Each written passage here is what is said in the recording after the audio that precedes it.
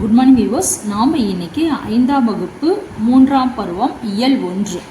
இயல் 1 நம்ம உரைநடை, செய்யுள், துணைப்பாடம் போட்டோம். அடுத்தது இலக்கணம். இலக்கணங்கிறது நமக்கு எப்படி இருக்குன்னா கற்கண்டு அப்படிங்கிற பகுதியில் இருக்குது. வாங்க நம்ம இன்னைக்கு கற்கண்டுங்கிற பகுதியில் இலக்கணத்தில் என்ன கொடுத்துருக்காங்க அப்படிங்கிறத பார்ப்போம். இணை சொற்கள். இணை சொற்கள் அப்படின்னா நமக்கு இணையாக இருக்கக்கூடியது, இரண்டு சொற்கள் வரக்கூடியது தான் நம்ம இணை சொற்கள் அப்படின்னு நம்ம சொல்லுவோம். இப்போ இந்த இணை சொற்கள் அப்படிங்கிறது எத்தனை வகையில் இருக்குது, எந்த மாதிரியான இணை சொற்கள்லாம் இருக்குது அப்படின்னு பார்த்தீங்கன்னா 3 வகை இணை சொற்கள். அதில் நேரிணை. நேரிணைன்னு அர்த்தம் 2 சொற்களும் ஒரே கருத்தை வலியுறுத்துவதாக இருக்கும். அதாவது ஒத்த கருத்தை வலியுறுத்தும் இணை சொற்கள் நேரிணை சொற்கள் அப்படின்னு நம்ம சொல்லுவோம். இப்போ கண்ணும் கருத்துமாக, நாம் கண்ணும் கருத்துமாக படிக்க வேண்டும். அப்போ கண்ணும் கருத்தும் அப்படிங்கிறது ஒரே ஒரு பொருளை மட்டும்தான் வலியுறுத்துது. அடுத்து பேரும் புகழும், ரெண்டுமே சிறப்பு தான். பேரும் புகழும், சீரும் சிறப்பும்.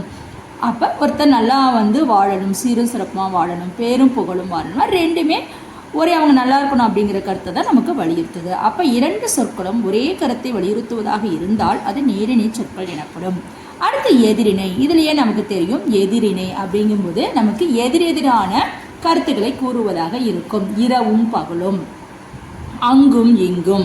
எதிரெதிர் கருத்தை வெளிப்படுத்தும் இணை சொற்கள் எதிரிணை சொற்கள் எனப்படும். இரவும் பகலும், வெற்றியும் தோல்வியும், அங்கும் இங்கும், மேலும் கீழும், மேடு பள்ளம்.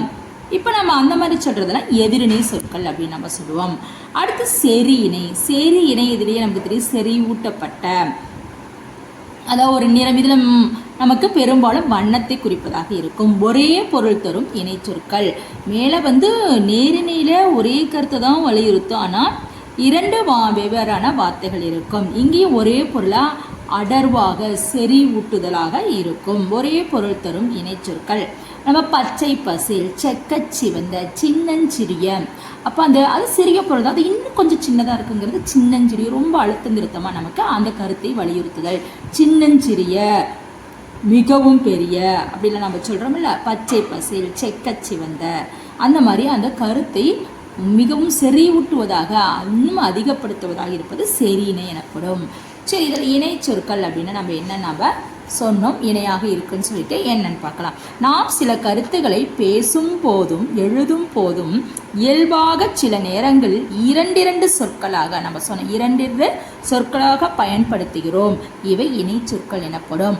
அதாவது எதிர்மறை கருத்தை கூறுவதாக இருந்தால் அங்கும் இங்கும் அப்படின்னா அது எதிரிணை அப்படின்னு நம்ம சொல்லுவோம்.